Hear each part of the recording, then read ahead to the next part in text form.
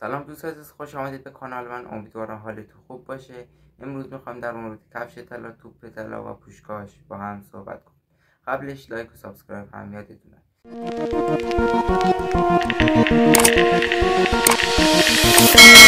اول از همه کفش طلا یک جایزه معتبر در دنیای فوتبال است که هر سال به بهترین گلزن اروپا اهدا می‌شود. این جایزه از سال 1968 توسط مجله فوتبال بنیانگذاری شد و اکنون برگزار می‌شود.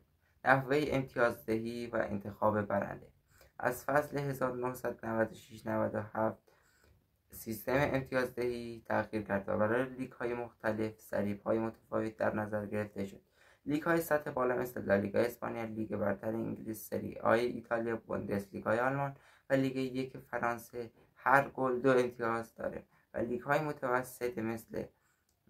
متوسط هر گل 1.5 امتیاز داره و لیگ‌های ضعیف و دست پایین هم هر گل 1 امتیاز داره.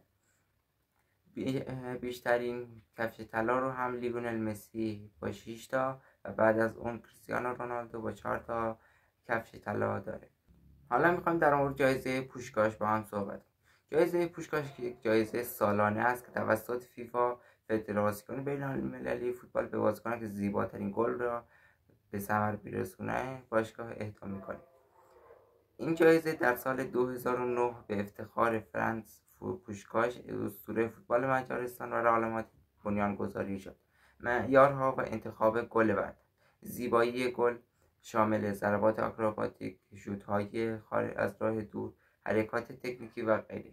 عدم خوششانسی یا اشتباه مدافعین یا دروازه‌بان: گل نباید نتیجه مستقیم اشتباه دروازه‌بان یا دفاع باشد.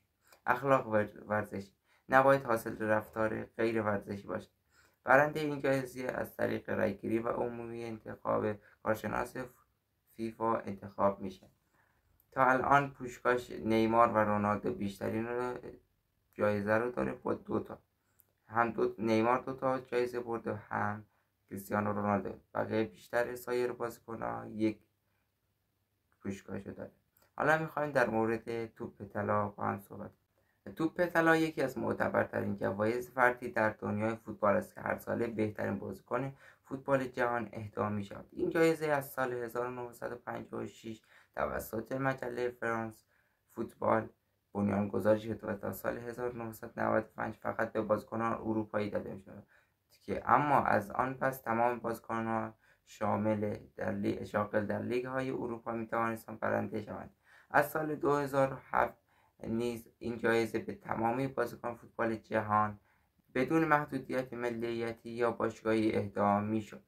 نحوه انتخاب برنده: روزنامه‌نگاران منتخب از سراسر جهان رأی می‌دهند. رأی دهنده 5 بازیکن برتر خود را انتخاب به آنها امتیاز می‌دهد و 1، 2، 3 و 4 و 5 و 6 امتیاز. بازیکنی که بیشتر امتیاز را جمع کنند برنده توپ طلا است. رکورددار توپ طلا لیونل مسی با 8 توپ طلا و بعد از اون کریستیانو رونالدو با 5 توپ طلا است که امسال هم به رودری از تیم منچستر سیتی رسید. توپ طلا یک جایزه خیلی معتبر است که سالانه به بهترین بازیکنان جهان داده میشه. امیدوارم که از این ویدیو لذت برده باشید. لایک و سابسکرایب هم یادتون نره. خدا یار و نگهدارتون.